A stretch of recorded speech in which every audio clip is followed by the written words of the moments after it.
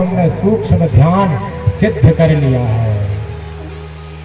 स्थूल ध्यान सूक्ष्म ध्यान की विधि बताकर सुखदेव बाबा राजा परीक्षित को बताते हैं कि किस देवता का पूजन करने से, किस देवता का यजन करने से किस फल की तुम्हें प्राप्ति होगी। तो बतलाते हैं कि यदि अन्न की कामना करते हैं, आप चाहते हैं कि आपकी खेती में अच्छे अन्न की उपज हो, तो कहते हैं माता अदिति की उपासना करना चाहिए। यदि रूप की कामना करते हैं, आप चाहते हैं कि आपको सुंदर पुत्र आदि की उत्पत्ति हो, आप चाहते हैं कि आपको सुंदर पति की प्राप्ति हो, सुंदर पत्नी की प्राप्ति हो, तो कहते हैं गंधर्वों की उपासना करना चाहिए। यदि आप चाहते हैं कि हमारे पुत्र या पुत्री विद्यावान बने, इनको अच्छी विद्या प्राप्त हो, तो कहते हैं भगवान भोलेनाथ की उपासना करना चाहिए। यदि हम अपने दाम्पत्य जीवन में, अपने वैवाहिक जीवन में सुख चाहते हैं, तो माता भवानी की उपासना करना चाहिए। और यदि इसके विपरीत कुछ भी नहीं चाहते, यदि कोई इच्छा नहीं है और चाहते हो कि ये 4-5 नहीं सब कुछ मिल जाए, तो नारायण की उपासना करना चाहिए। अकामः सर्व कामः मोक्षकाम उदारधि तीव्रेण भक्तियो यजेत पुरुषं परम। यदि कोई कामना नहीं है, निष्काम भाव चाहते हो, तो भगवान नारायण का भजन करो। उसका भजन करने वाले को सब कुछ मिल जाएगा। हरि भजले हरि भजले हरि भजने का मौका है। हरि भजले हरि भजले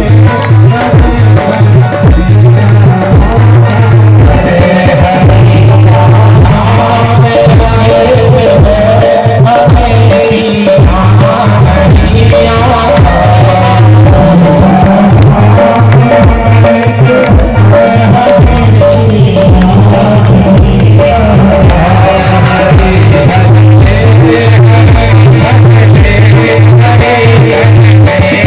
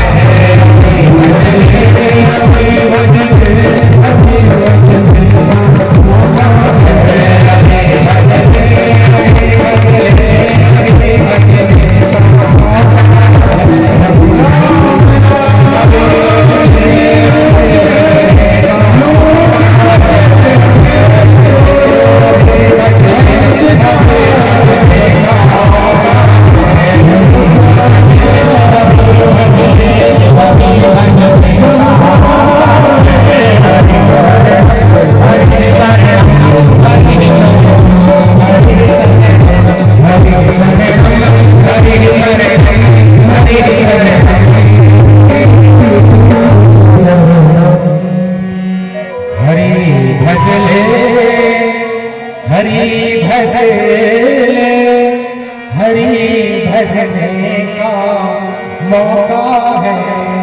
और तब भजना है तो कहते हैं अभी भज ले, अभी भज ले, अभी भजने का मौका है। फिर पूछ लिया किसी ने कि क्या भजना है ये तो बताओ, तो कहते हैं हरि शरणम, हरि शरणम, हरि शरणम, हरि शरणम। क्या बताया कि भजन करो भगवान का, तभी आप सब कुछ से मुक्त हो पाओगे। राजा परीक्षित को सुंदर दिव्य यह उपदेश जैसे ही प्रदान किया, अलग अलग भगवान की उपासना करने से अलग अलग फल की प्राप्ति होती है। इस प्रकार का जैसे ही राजा परीक्षित को उपदेश दिया, सुखदेव बाबा ने राजा परीक्षित प्रार्थना करने लगे कि हे गुरुदेव, अब हम इच्छा व्यक्त करते हैं कि आप हमें यह बतलाइए कि इस विचित्र संसार की उत्पत्ति कैसे हुई। तब सृष्टि का वर्णन करते हैं सुखदेव बाबा राजा परीक्षित से। सबसे पहले बताते हैं महत्त्व के द्वारा विविध अहंकार, सत्व, रज तथा तम की उत्पत्ति हुई। तमोगुण के द्वारा पृथ्वी। देखिए ये थोड़ा सा कठिन है लेकिन बताएंगे ताकि आप लोगों को पता होना चाहिए, है ना। तो सबसे पहले महत्त्व, उससे त्रिविध अहंकार, सत्व, रज, तम, फिर तमोगुण के द्वारा पृथ्वी, जल, तेज, वायु, आकाश, फिर पंच महाभूतों की उत्पत्ति हुई। उसके बाद पंच तन्मात्राएं हुई जिनको शब्द, स्पर्श, रूप, रस और गंध ये सब तमोगुण के द्वारा उत्पन्न हुए। उसके बाद रजोगुण के द्वारा इंद्रियों की रचना हुई। फिर सत्व गुणों के द्वारा इंद्रियों की अधिष्ठात्री देवताओं की रचना हुई। और आगे चलकर समुद्र में भगवान ने अयन किया, इसलिए नारायण हुए। नारायण से विराट रूप भगवान ने धारण किया। सहस्र शीर्षा पुरुषः सहस्राक्षः सहस्रपाद सभूमि सर्वतस्तत्वाद्यतिष्ठत् शांगुलम्ना।